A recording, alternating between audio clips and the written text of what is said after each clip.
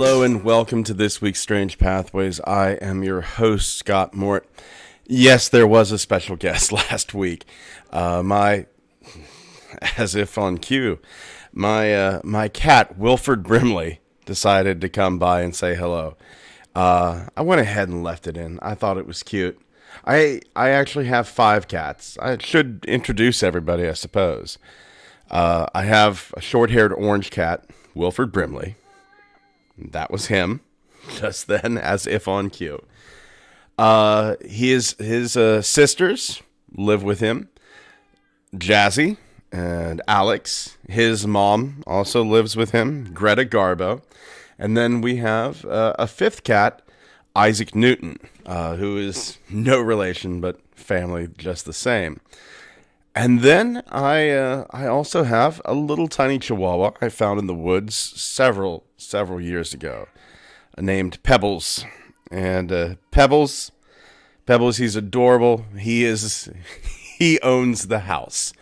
The other cats, me, my wife, we just live here. Pebbles is definitely the owner of the house. He's missing an eye. Cute little guys. And you know what? Up on the Facebook page, I'll post photos of the entire family. We don't do a lot of true crime on Strange Pathways. I've mentioned before, you start to talk about crime, and if you do it week after week after week, 2 times a week, for me personally, it starts to wear on my psyche. But this week, I'm going to make an exception. I found an absolutely fascinating case. It's going to take us all the way to Austerlitz, New York. Simon Vandercook, he's 55 years old at this time, and he is a self-described eccentric wanderer. We all know someone like Simon. Simon is the guy who's going to get rich, but has just enough follow-through to get himself in trouble. Now, Simon Vandercook, in 1882, he claims he discovered gold in Alfred, Massachusetts. And I'm gonna really, really use the word claim in quotation marks. He claims. There are a lot of small iron mines in Berkshire. Berkshire County is where Alfred, Massachusetts is in. There's a lot of small iron mines. There's marble. So a gold discovery, not really impossible, just highly improbable. Now, Vandercook purchased this land from Oscar Beckwith. Oscar Beckwith is a 72-year-old hermit who lives in the woods in Austerlitz. He's just got this small, tiny shack. Doesn't really even have furniture. He's got a stove, a bunk, 2 stools.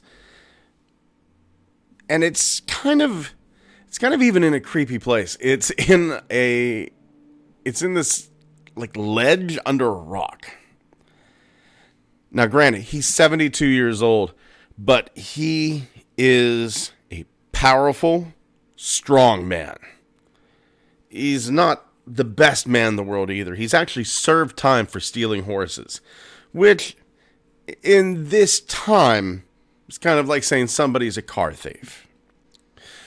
On January 10th, 1882, Vandercook left where he was being boarded at, which was a farm near Alfred, Massachusetts. The farm was owned by Harrison Calkins. He leaves there in the morning to talk with Oscar Beckwith. Never returns. So Calkins, being a good man, he decides he's going to go look for Vandercook. As he gets nearer to this hermit's shack, Oscar Beckwith, he smells burning meat. It's nothing he's ever smelled before. Calkins looks at Beckwith and says, "My God, what are you burning? Beckwith tells him he's just pork rinds. He said that, he goes, well, where's Vandercook? Calkins asks, where's the guy who's staying at my place? And Beckwith tells him that Vandercook had left with a man from Green River, New York, and wouldn't be back until March. This makes Calkins really, really suspicious. The next day, he goes back, doesn't find Beckwith in the house anymore. But inside the shack is the dismembered remains of Simon Vandercook. The back would split down between the ribs, and the other portions were sawed and cut up. Vandercook's bowels and intestines were in a basket. Strips of flesh were on the bed. An arm and a leg were on the floor right next to the axe, and there was blood on the axe. In the stove, charred bones, his head, feet, arms. The coroner, common sense demands the coroner rules that Beckwith had murdered Vandercook. But there are no funds available in the town to pursue the killer. That blows my mind. And that's really why I wanted to talk about this case. It's not paranormal, but it is shocking that the town just kind of said, we don't have the money. We don't have the money to make justice happen. And I would bet that things are more like that today than we realize. I'm willing to put money down that a lot of times, a lot of truly, truly evil deeds are let go just because the money isn't there to prosecute or to chase. Thankfully, the town of Alford, they offered a $500 reward for Beckwith's capture. The governor of New York offered another $500.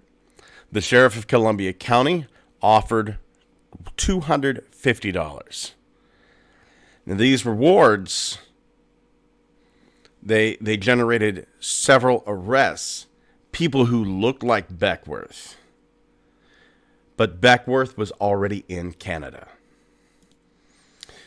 And the rumors started flying. One person said that Beckwith had eaten a horse and died from the horse because the horse wasn't killed; it had died of a disease.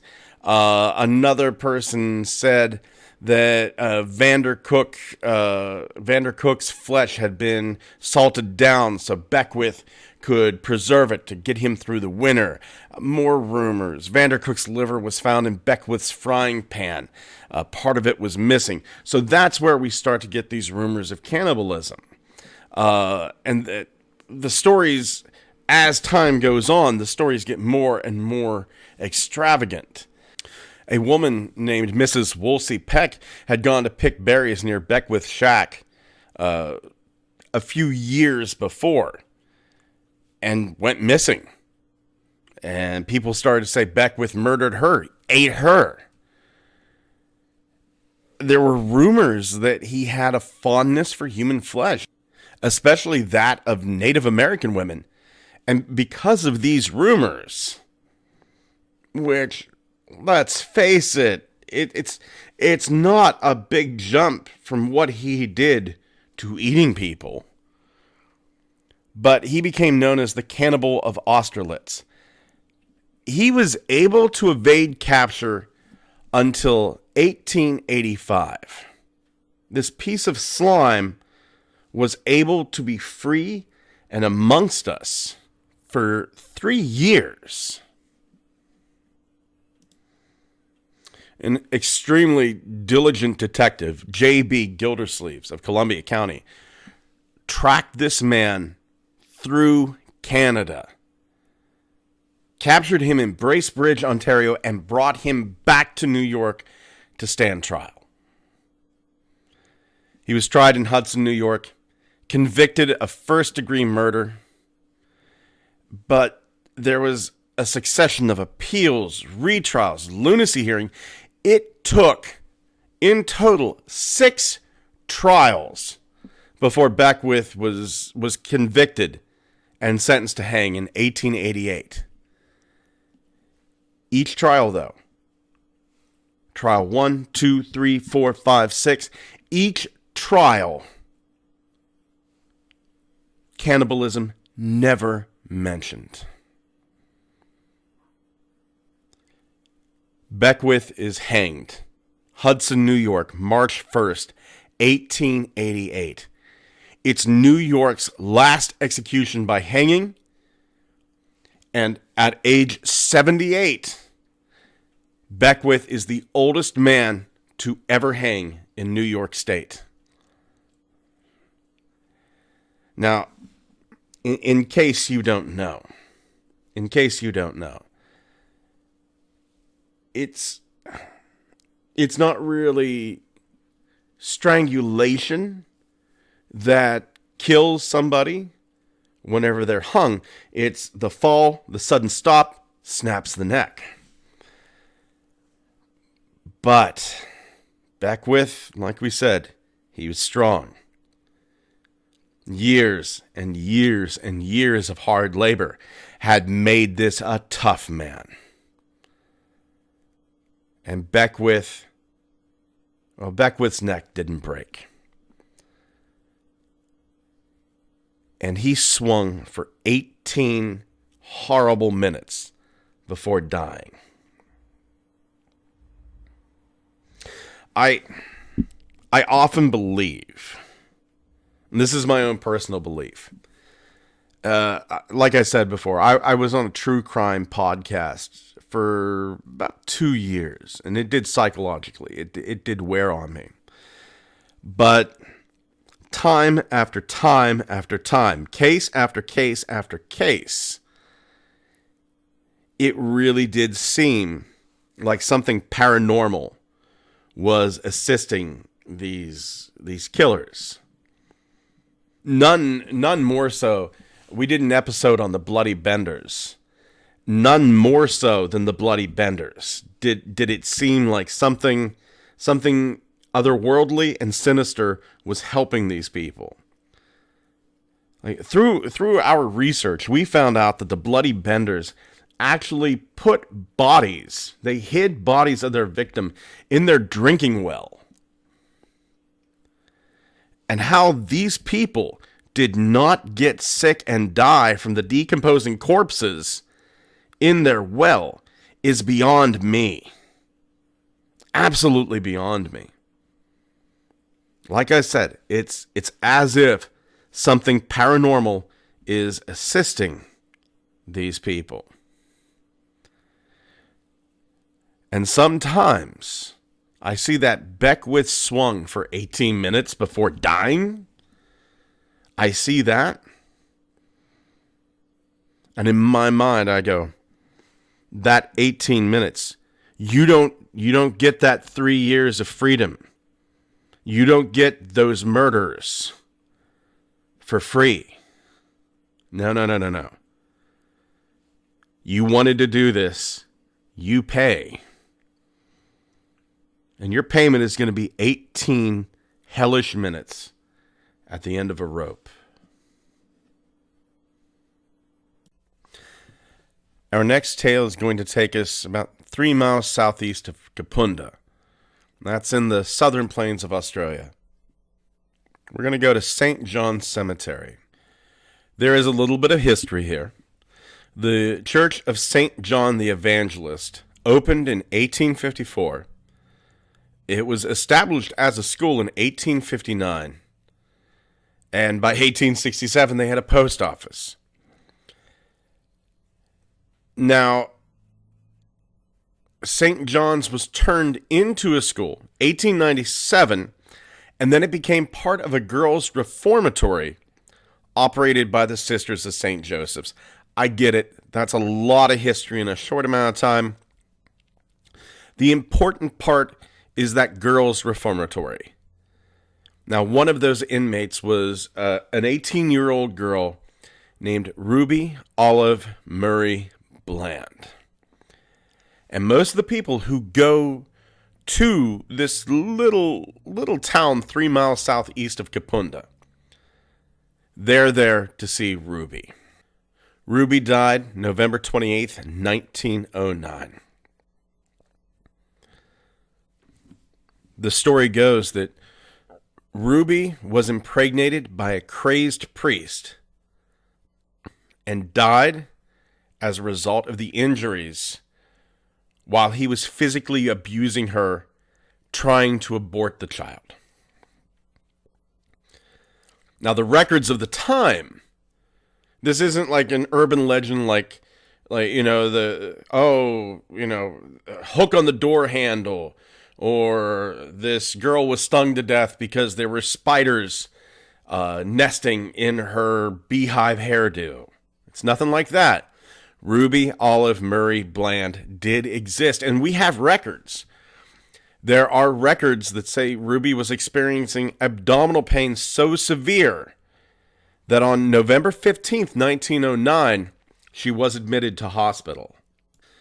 That paperwork goes on and says that the doctor suspected that she was suffering from a stone in the bile duct of her liver and that she died on the operating table. Those same forms identify her as a Catholic of no fixed address, and she had suffered from the condition that killed her for 5 years. Gallstones in someone that young is unusual. Although I want to say that my friend Chase had gallstones around that age.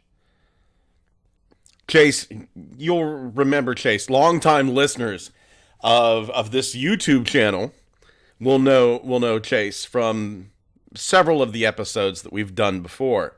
Way back in the past before this got onto a regular schedule.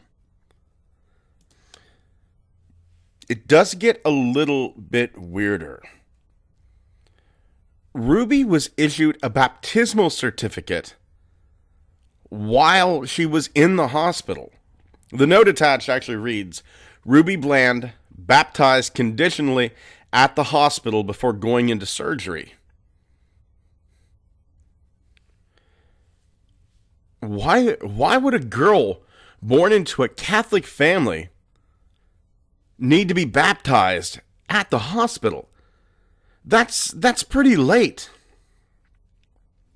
Most of the Catholic families I know have their babies baptized very, very early. I myself wasn't raised Catholic, but I was raised Lutheran. And I don't remember my baptism. That's for certain, but I know I've been baptized. Maybe because she was at a reformatory, and maybe it was like, that there's a possibility. There's a possibility. She's at the reformatory. They ask her, "Are you baptized?" In the hospital. She may have said, "I don't know." Right? Because if you're baptized super young, like myself, like so many others that I know, maybe you just don't know. So you can receive a conditional baptism. I'm willing to bet that is. I'm willing to bet that is what it is. Now, there are those that have suggested that the church itself may have attempted to hide the fact of what went on between her and the priest. Let's face it. Let's really face facts. The Catholic Church has been, up until a few years ago, really good at hiding some of the crap that their priests have gone up to.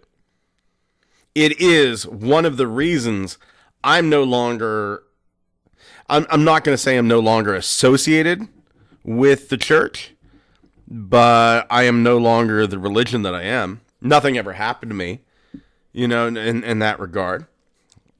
The pastor I had growing up was a mostly wonderful man. I know that he would be very disappointed that I'm in an interracial marriage now. It was of a different time, but maybe that's not really an excuse. Maybe that's not really an excuse. So, was she at the hospital? Was it legitimately a blocked bile duct? Was there, perhaps, Catholic churches are really well known for their physical discipline. Perhaps she sustained injuries from the church. Perhaps the story of a crazed priest trying to perform a makeshift abortion on his own child. Maybe that's the truth as well. It gets a little weirder. Her death certificate lists her address as Mount Pull, New South Wales. Lists her next of kin as Elizabeth Pens of Renmark, New South Wales. This is odd because her parents, William and Margaret Bland, were alive. They didn't die until 1923 and 1946. William in 23, Margaret in 46. Ruby was the youngest of 6 children.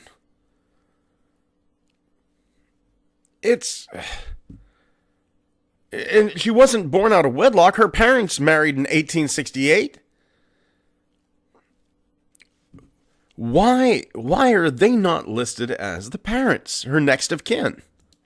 And you know what? We can't dismiss that crazed priest theory. There was, in fact, an unstable priest at the reformatory at the time of Ruby Bland's death. His name was Father James Martin. He was ordained in 1890, born in Ireland in 1864. He ended up in Australia in 1897.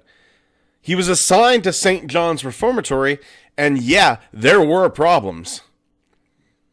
In August of 1909, which is just 4 months before Ruby's death, James Gray, who was the head of the Children's Department of South Australia, he wrote a letter complaining to the Archbishop.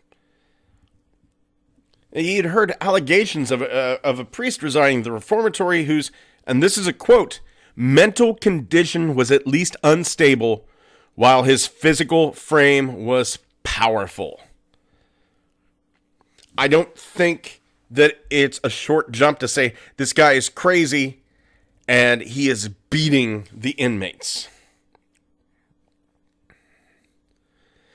Even whenever the Archbishop replied to this letter, he goes, well, Martin isn't physically abusing the girls. But, here's the quote. Here is the quote. The Archbishop, out of his own mouth, mentally he is not robust, I unreservedly admit. That's a case of CYA. Right there. I didn't think he was hitting the girls, but yeah, he was nuts. Anybody could see that. That's CYA right there. I've seen some of the best people at CYA, and I can smell CYA. That's CYA. For those that don't know, cover your butt. CYA. Ruby was buried within 24 hours of her death in St. John's Cemetery. It was nothing spooky or scary or strange about that. It was late spring. It's warm. You're going to need a speedy burial. There was no autopsy, no investigation. That's not unusual at the time. Her relatives didn't have time to attend the funeral. Yeah. They might not, being that she was in a reformatory, they might not have attended anyway. Let's be honest. It didn't take long after Ruby died for events to start happening. People started to report that they felt like they were being watched in the cemetery, that they were being followed. It was almost as if Ruby's death was a catalyst to allow everything else there to start occurring. To this day, if you go out to Kapunda's St. John Cemetery, and if you do, please be respectful. It's people have vandalized the tombstones. People have broken them. People have been jerks. People have been real jerks. So if you go out there, be respectful. You know, it's the old hiker's motto. You leave only footprints, you take only pictures. It's not that hard, people. But to this day, people will hear footsteps.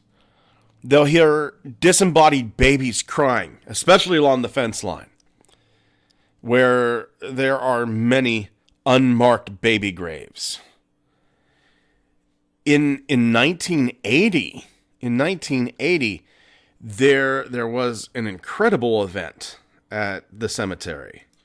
15 students from Kapunda saw a marble slab move back from one of the graves of the cemetery, and then a transparent girl carrying a lantern that had a yellowish glow emerged and walked through the cemetery.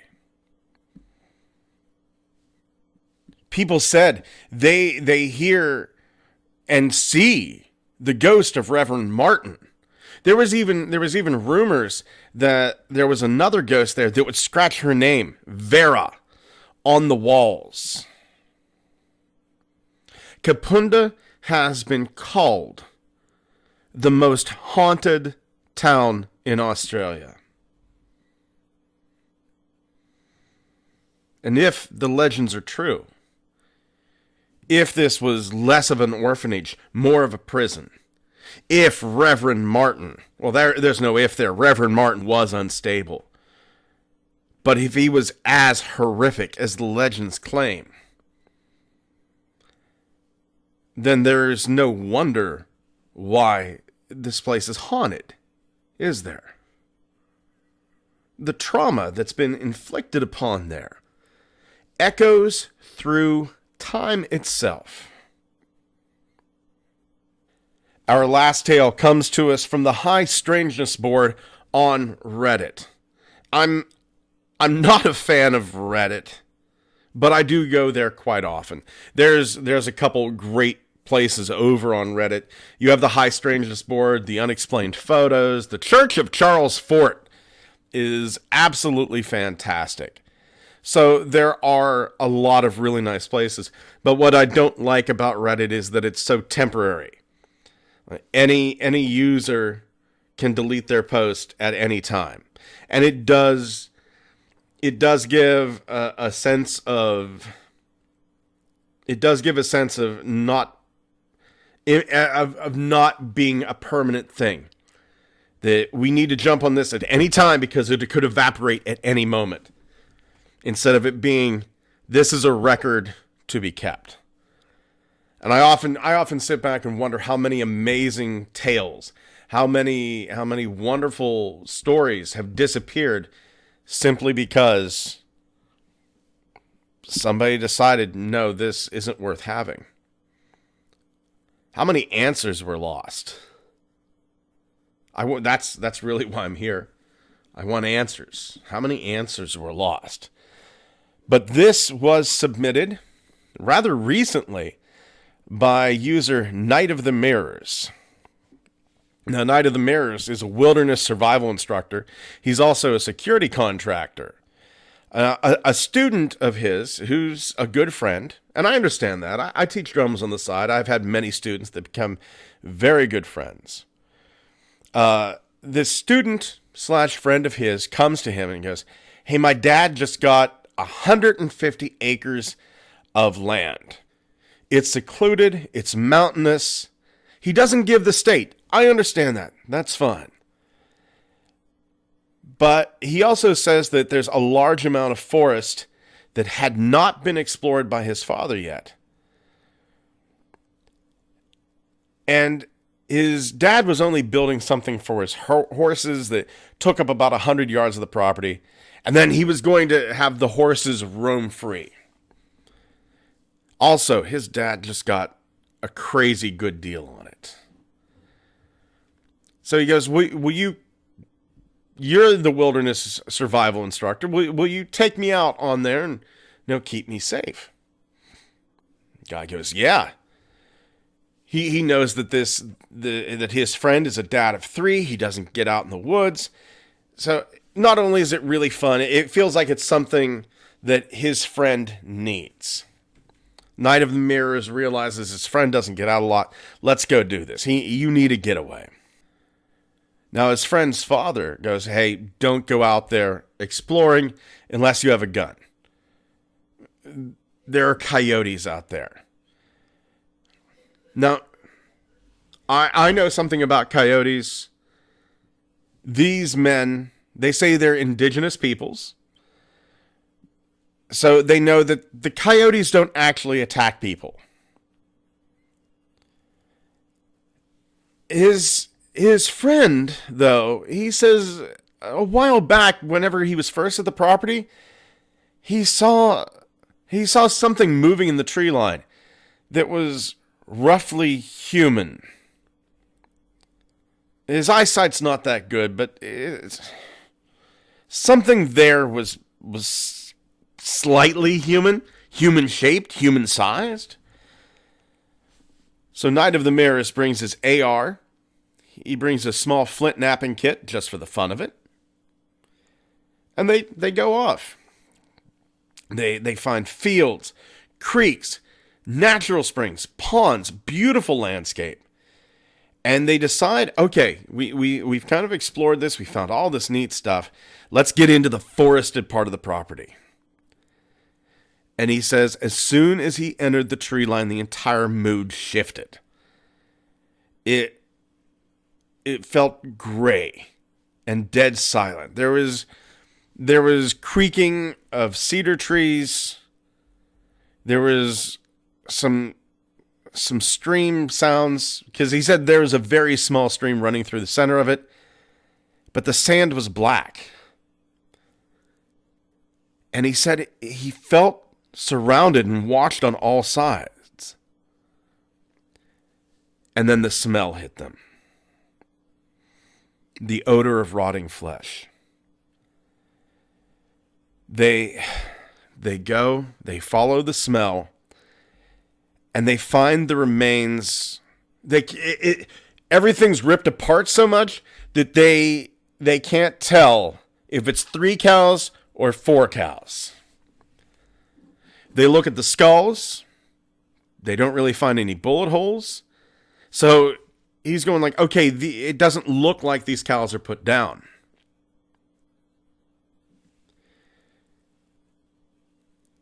Something has killed these guys, though, and spread their bones over a space of about 30 yards. There's huge, huge indentations on the dirt, like something dug their feet in. They kind of put it behind them, and they go, okay, let's press on deeper into the woods. It's so quiet they can hear their own heartbeats. So they keep stopping at the stream. They're seeing a lot of different types of tracks. Large coyote tracks, but something else too. They really can't get a good idea of what this something else is, though. It seems like it's intentionally avoiding the sand. They go into the woods even deeper. They find trees that have been bent over and pinned behind other trees while they were still alive. That's not anything the wind can do. They hike on.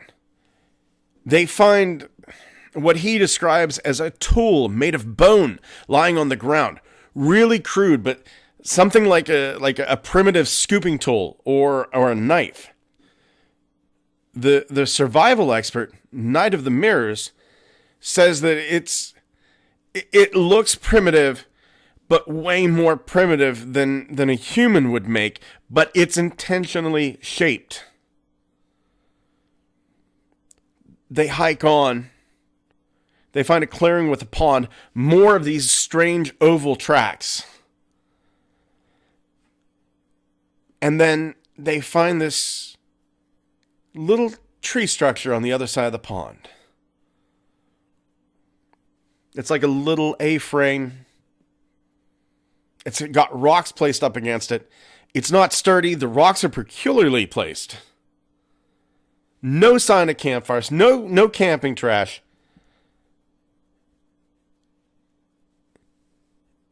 There's something out in these woods killing cows and making the tools out of the bones. They decide we need to get out of here before it gets too dark to see. They make their way out back to where they park the trucks just in time. As they're leaving, they both see something on the top of the hills that they can't identify.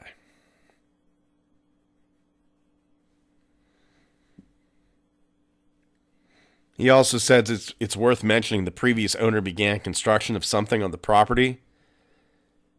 He stopped that construction and left. He's taken a lot of photos. I'm going to put those photos up on the Strange Pathways Facebook page. I'll also link to the story on the High Strangeness subreddit. I hope this story doesn't disappear. I actually hope that we find out more about this, because I find this absolutely fascinating. Thank you for joining us again this week on Strange Pathways. If you'd like to get in contact with me, you can do so at strangepathwaysmail@gmail.com. Be sure to check out the Facebook page as well. Tell your friends about this show.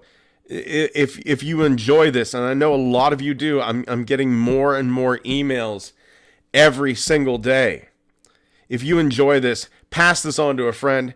Let others on forums, on websites you go to, let them know about Strange Pathways. Hey, this is a decent show. I'm enjoying it. Get the word out. I want this podcast to grow. I would love to do this. Every single day. I'd love to make this a daily podcast. But in order to do that, it's going to have to grow to something larger than what it is. I have no fear of running out of stories. I have got an amazing back catalog that even if I did it daily, would take me for years. And we are living in a world where the strangeness is such that new stories are coming out all the time. So I'm in no fear of losing stories. I'd love to go on investigations again as well. So that's up to you guys, the listeners. Get the show out there. Let others know about it. Thank you once again for joining us this week. Take care of yourselves and each other.